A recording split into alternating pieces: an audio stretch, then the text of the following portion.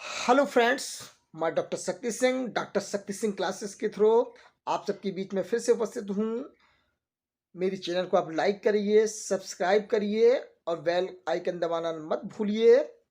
मैं गोरखपुर विश्वविद्यालय के बीएड के सेकंड सेमेस्टर के अंतर्गत जो सेकंड पेपर है, उसमें जो पेपर है इवैल्यूएशन मापन मूल्यांकन से संबंधित जो पेपर है, उसमें मैं एक जो टॉपिक आज मैंने चॉइस किया है, जिसको मैं आज बताऊंगा, वो है आपका संरचनात्मक या फॉर्मेटिव इवैल्यूएशन और दूसरा है योगात्मक या समेटिव इवैल्यूएशन। ठीक है, तो उसको बताने से पहले मैं आपको बताऊंगा कि मापन क्या है। मापन यानी मेजरमेंट।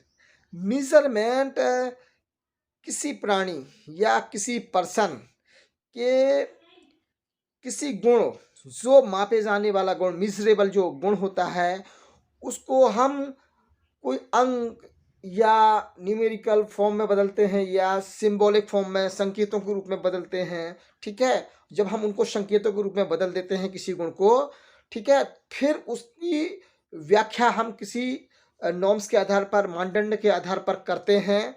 ठीक है, वो जो नॉर्म्स हो सकते हैं वो सोशियल भी हो सकते हैं, कल्चरल भी हो सकते हैं, यानी आपके सोशियल, कल्चरल और आपके साइंटिफिक वैज्ञानिक यानी सामाजिक, सांस्कृतिक और वैज्ञानिक तीनों मानदंड या नॉर्म्स के आधार पर, मानक के आधार पर हम उसका इंटरप्रिटेशन करते हैं। ठीक है, तो हम देखते हैं कि शिक्षा में यदि हम थोड़ा सा नज़र डालें तो शिक्षा के क्षेत्र में मूल्यांकन कितने प्रकार का होता है। तो माइकल स्क्रीवेन ने बताया कि भाई मूल्यांकन दो प्रकार का है। एक तो संरचनात्मक मूल्यांकन और दूसरा योगात्मक। यानी संरचनात्मक मूल्यांकन को हम फॉर्मेटिव मूल्यांकन और योगात्मक मूल्यांकन को हम समेटिव मूल्यांकन कहते हैं। ठीक है, तो अब ये मूल्यांकन क्यों किए जाते हैं, किस लिए किए जाते हैं, इस पर हम देखते हैं। तो दोनों मूल्यांकन का अपना अलग अलग उद्देश्य होता है।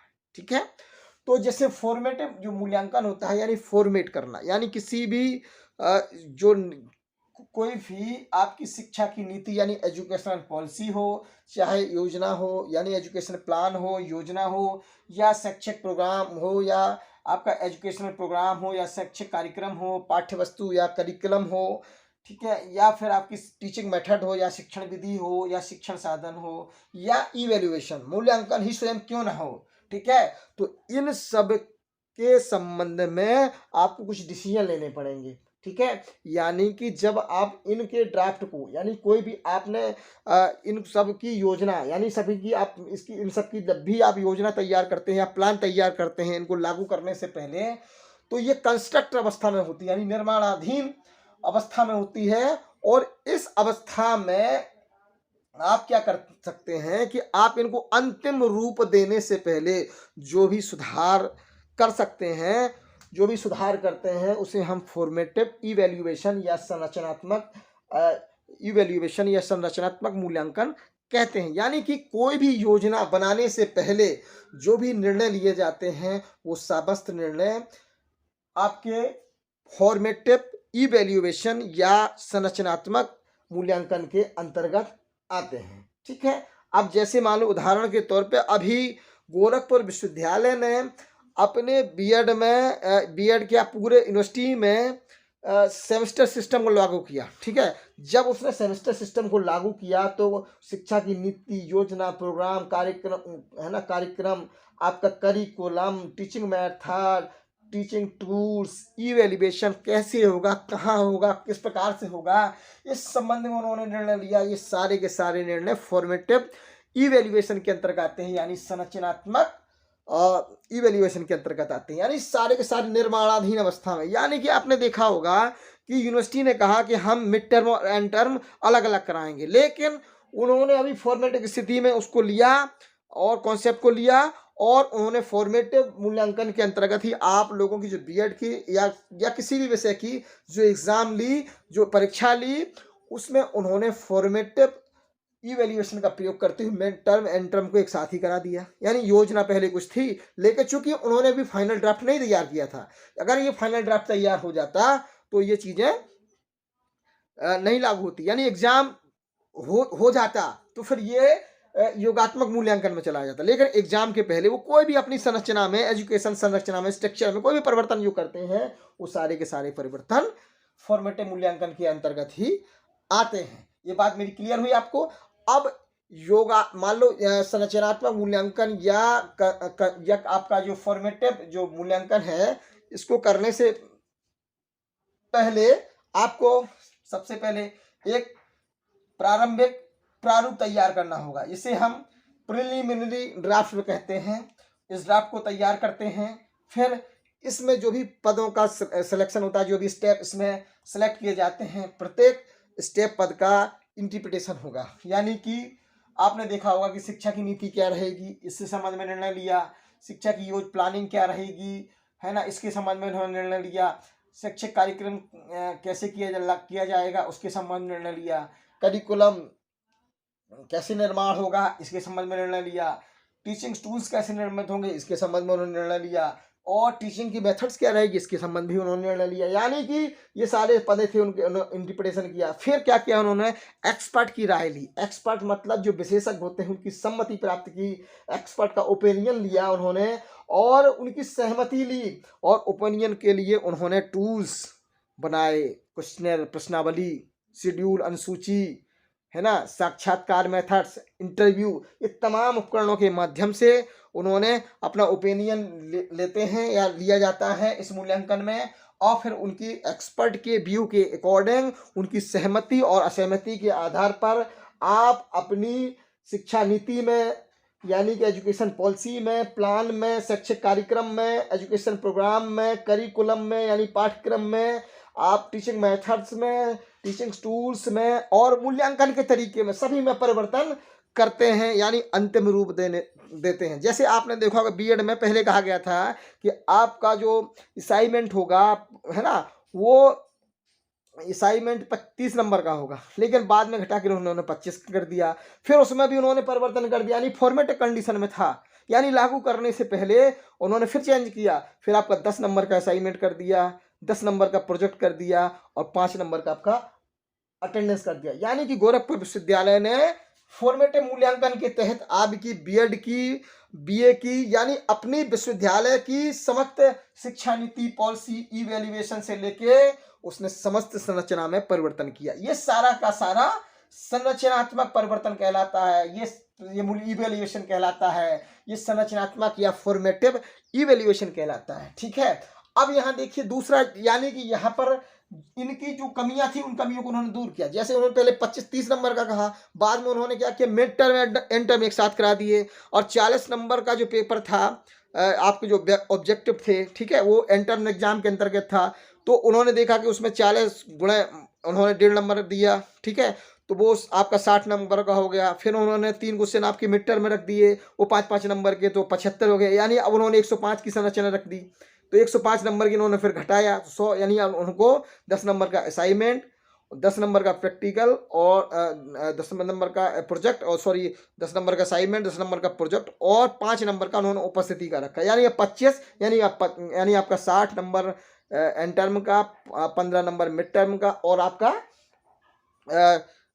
जो 25 नंबर लास्ट के हुए वो आपके प्रोजेक्ट और असाइनमेंट और अटेंडेंस के हो गए। यानी इस प्रकार उन्होंने फॉर्मेट संरचना का प्रयोग किया। गोरखपुर विश्वविद्यालय ने सबसे ज्यादा इसी फॉर्मेटिव या संरचनात्मक इवैल्यूएशन का प्रयोग किया। ठीक है, अब हम लोग आते हैं भाई कि अब यानी कि इसमें जो भी कमियां थी, इन कमियों को दूर किया जाती है। यानी कि शिक्षा की नीति में कोई कमी हो, यानी योजना में कोई कमी हो, शिक्षा के कार्यक्रम में कोई कमी हो, पाठ्य वस्तु में कमी हो, शिक्षण विधि में कमी हो और शिक्षण साधन मूल्यांकन किसी में भी कमी हो, बशर्ते इसको लागू करने से पहले जो भी सुधार किए जाते हैं, यानी जो निर्माणाधीन अवस्था में चलती रहती है, यानी अंतिम संरचना या अंतिम स्ट्रक्चर या अंतिम फाइनल ड्राफ्ट या फाइनल शेप करते हैं या फाइनल आकार देते हैं, वो उसमें जो भी परिवर्तन किए जाते हैं वो सारे परिवर्तन आपके फॉर्मेटिव मूल्यांकन के अंतर्गत आते हैं या इसी को संरचनात्मक इवैल्यूएशन भी कहते हैं। ठीक है, अब दूसरा जो मूल्यांकन की अब हम चर्चा करते हैं, यानी अब आपने लागू कर दिया, ये सब चीजें हो गई।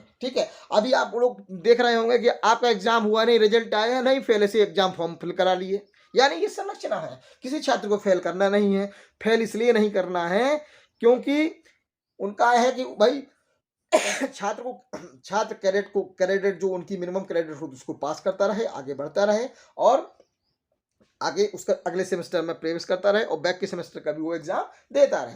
ठीक है, अब यानी कि ये संरचना लागू हो गई। अब दूसरा जो मूल्यांकन आते हैं योगात्मक मूल्यांकन, जिसे हम सम्मेटिव मूल्यांकन कहते हैं। ये मूल्यांकन का मतलब होता है, इसका उद्देश्य क्या है कि जो वर्तमान में आपके द्वारा ऑलरेडी कंस्ट्रक्ट या करंट में, ठीक है, ऑलरेडी कंस्ट्रक्ट या करंट में जो भी आपकी योजनाएं चल रही हैं, जो भी आपके जो प्लानिंग है, शिक्षा कार्यक्रम है, पाठ्य वस्तु, जो भी करिकुलम चल रहा है आपका, आपकी शिक्षण विधि चल रही है, शिक्षण साधन चल रहा है, जो मूल्यांकन की पद्धति चल रही है, जो भी चीज ऑलरेडी चल रही है, इन सब का या लागू करने के पश्चात, लागू जब आपने कर दिया संरचनात्मक मूल्यांकन के अंतर्गत, फिर उसका योगात्मक मूल्यांकन होगा। भाई उसका क्या उपयोगिता की उपयोगिता की जांच करना, इन सब की उपयोगिता की जांच करना, भाई इससे क्या फायदा मिला, ठीक है, उपयोगिता की परख करना, यानी यूजफुल है या नॉन यूजफुल है, इसकी इंक्वायरी करना। ठीक है, यानी कि इसका उद्देश्य क्या है कि पहले से जो निश्चित या जो लागू, यानी पहले से ऑलरेडी कंस्ट्रक्ट, यानी जो ऑलरेडी निर्मित या करंट में जो चालू है ना, जो भी योजना, शिक्षा नीति, कार्यक्रम या पाठ्यक्रम, शिक्षण विधि, शिक्षण साधन, मूल्यांकन की जो भी पद्धतियां हैं, जो भी कार्यक्रम हैं, जो ऑलरेडी लागू हैं, चल रहे हैं, वर्तमान में कंटिन्यू हैं, है ना, और वो पहले से निर्मित हैं, करंट में चालू हैं, इन सभी की यूजफुल की इंक्वायरी करना, यानी इनकी उपयोगिता की जांच करना। ठीक है, तो सबसे पहले इसमें क्या करते हैं योगात्मक मूल्यांकन में, सबसे पहले इंक्वायरी के लिए यानी कि जांच के लिए आपको टूल्स बनाना पड़ेगा योगात्मक, यानी ये सारी योजनाएं से संबंधित कुछ क्वेश्चनर, प्रश्नावली या कुछ टूल्स बनाना पड़ेगा कि इन जो इनके बारे में सूचना देते हो, यानी कि शिक्षा नीति कैसी है, योजना कैसी है, कार्यक्रम कैसा है, पाठ्य वस्तु कैसी है, शिक्षण विधि कैसी है, मूल्यांकन का तरीका कैसा है, इन सभी के विषय में आपको जानकारी दें। ऐसी आपको उपकरण का निर्माण करना होगा और इस उपकरण को आपको एक्सपर्ट के पास ले जाना होगा, एक्सपर्ट अपना ओपिनियन देंगे, व्यू देंगे, फिर उसके पश्चात आप क्या करेंगे, एक्सपर्ट के जो व्यू ओपिनियन होते हैं उसके फिर नॉर्म्स की उसकी व्याख्या करना होगी। तो उसकी व्याख्या के लिए, उसके लिए आपको मानक चाहिए, नॉर्म्स चाहिए, मानदंड चाहिए और स्टैटिस्टिक्स की विधियों, यानी स्टैटिस्टिक्स के माध्यम से, यानी सांख्य की विधियों के माध्यम से आप उनकी क्या करेंगे, काउंटिंग करेंगे और काउंटिंग के आधार पर जो भी निर्णय लिए गए हैं सभी विषयों के संबंध में, यानी शिक्षा नीति, शिक्षा योजना, शिक्षा कार्यक्रम, करिकुलम, पाठ्यक्रम, शिक्षण दिया, भाई कैसे क्या चल रहे हैं, इसके संबंध में आप निर्णय लेते हैं कि इन सब शिक्षा नीति को में या कार्यक्रम को या पाठ्य वस्तु में को चालू रखा जाए, यानी कंटिन्यू रखा जाए, या इसे ब्रेक कर दिया जाए, इसे रोक दिया जाए और नई तरीके से इसको प्रस्तुत किया जाए, क्या किया जाए, कैसे किया जाए। ठीक है, इसके संबंध में योगात्मक संरचना निर्णय लेती है। इसे हम सबमिटिव इवैल्यूएशन भी कहते हैं, यानी सबमिट करने के पश्चात, यानी आपने जो भी लागू कर दिया, यानी कि आपने डन कर दिया, डन करने के पश्चात, यानी जो भी फिर उसके संबंध में, जैसे आप देखें बाजार में अभी बहुत सारी बुक्स आई हुई हैं, आप लोग परेशान है भाई किस बुक्स का चयन किया जाए, किस बुक्स को चयन नहीं किया जाए। तो ये जो मूल्यांकन आप करते हैं ये सबमिटिव या योगात्मक मूल्यांकन का हिस्सा है। भाई किस राइटर की बुक्स पढ़ें, किससे कुछ फंसेगा, किससे क्वेश्चन हमको आएंगे, किससे क्वेश्चन नहीं आएंगे, किससे क्वेश्चन बनेंगे, किससे नहीं बनेंगे, आपके संबंध में बड़ी समस्या आपके सामने खड़ी हो जाती है। तो आप इवैल्यूएशन करते रहते हैं, योगात्मक मूल्यांकन करते रहते हैं, आप सबमिटिव मूल्यांकन करते हैं। कौन सी जो करंट्स बुक्स हैं, ये बुक्स में ये है, ये नहीं है, ये है, नहीं है, इसमें फंस रहा है या नहीं फंस रहा है, क्वेश्चन आपको मिल रहे हैं या नहीं मिल रहे हैं। ठीक है, तो ये आप इसके संबंध में, यानी उस बुक्स, जैसे ऑलरेडी किसी राइटर ने कोई किताब लिख के मार्केट में दे रखी है, ठीक है, तो वो दे रखी है, लागू है, यानी वो बाजार में चली गई। जब बाजार में चली गई तो अब उसकी उपयोगिता की जांच कौन करेगा, उपयोगिता की जांच करने के लिए योगात्मक मूल्यांकन करना पड़ेगा। यानी कोई भी शिक्षा नीति लागू करने से पहले जो भी निर्णय लेते हैं, यानी कोई किताब आप लिख रहे हैं तो उसमें फाइनल ड्राफ्ट से पहले जो भी आप मूल्यांकन करते हैं, इवैल्यूएशन करते हैं, वो सब फॉर्मेटिव मूल्यांकन कहलाता है। किसी भी बुक्स का आप जब इवैल्यूएशन करते हैं तो यानी कि वो जब वो छपने से पहले, बाजार में आने से पहले, मार्केट में आने से पहले, तो वो उसे हम कहते हैं फॉर्मेटिव इवेल्युएशन। ठीक है, अब बाजार में छप के आ गई, मिलने लगी, प्रिंट हो गए, आ गई मार्केट में मिलने लगी।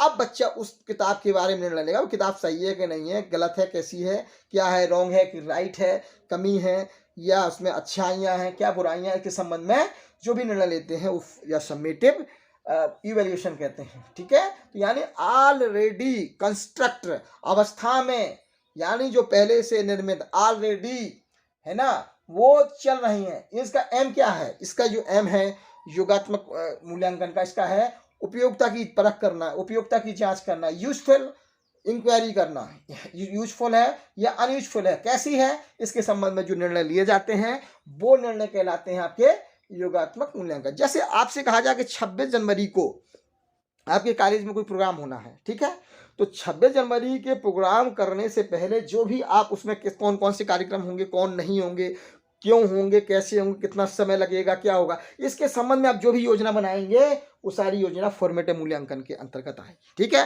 अब आपका कार्यक्रम यानी कार्यक्रम को 26 जनवरी से पहले, 25 जनवरी से पहले, यानी कि 26 से पहले, कार्यक्रम होने से पहले जो भी आप सुधार कर सकते हैं, जो भी परिवर्तन करते हैं, ठीक है, वो जो भी कमियां व्याप्त होती हैं उन कमियों को दूर करते हैं, उसे हम संरचनात्मक मूल्यांकन कहते हैं। ठीक है, यानी कि कमियों को दूर करना। संरचनात्मक जो इवेल्युएशन है इसका मतलब है कमियों को दूर करना, यानी कि जो भी उसमें कमी रह गई हो, कमी रह गई हो, उस कमी को दूर करने के लिए जो भी हम प्रयास करते हैं वो फॉर्मेटिव इवेल्युएशन कहलाते हैं। यानी कि जो भी उसमें प्रॉब्लम है ना, उन प्रॉब्लम को दूर करने के लिए हम जो भी निर्णय लेते हैं, यानी फाइनल स्ट्रक्चर, यानी अब आपका कार्यक्रम का फाइनल ड्राफ्ट तैयार हो गया, 26 जनवरी को आपका कार्यक्रम होगा। अब जब 26 जनवरी को आपका कार्यक्रम हो गया तो वही अब कार्यक्रम होने के पश्चात आपका कौन सा मूल्यांकन शुरू हो जाएगा, योगात्मक, यानी 27 तारीख को आपका इवेल्युएशन यानी कार्यक्रम जैसे ही खत्म होगा आपका योगात्मक समेटिव मूल्यांकन शुरू हो जाएगा कि भाई आपकी कार्यक्रम की 26 जनवरी की रूपरेखा कैसी थी, लोग उन्होंने कैसा कार्यक्रम किया, कैसा था, क्या नहीं था, कितनी मेहनत की गई, कितना क्या किया गया, उसकी उपयोगिता की परख करने के लिए उसकी इंक्वायरी करने लगती है, इसकी यूजफुल इंक्वायरी स्टार्ट हो जाती है। यानी कि वो अब बीत चुकी, अब 26 जनवरी फिर से मनाया जाना चाहिए, इसी तरह मनाया जाना चाहिए, नहीं बना जाए, क्या सुधार होना चाहिए, क्या परिवर्तन होना चाहिए 26 जनवरी के कार्यक्रम में, ये सारे के सारे निर्णय लिए जाते हैं। ये आपके समेटिव मूल्यांकन या योगात्मक मूल्यांकन के अंतर्गत किए जाते हैं। मेरी बात आप लोगों को समझ में आ गई होगी, बड़ी बात ही क्यों। ठीक है, तो यानी कार्यक्रम करने से पहले जो भी मूल्यांकन किए जाते हैं उसमें बिंदु यही रहेंगे, शिक्षा की नीति हो, योजना हो, कार्यक्रम हो, है ना, शिक्षण विधि हो, टीचिंग टूल्स हो, जो भी हो। ठीक है, इसमें यानी कि कार्यक्रम करने से पहले जो भी निर्णय लिए जाते हैं वो सब फॉर्मेटिव मूल्यांकन के अंतर्गत आते हैं।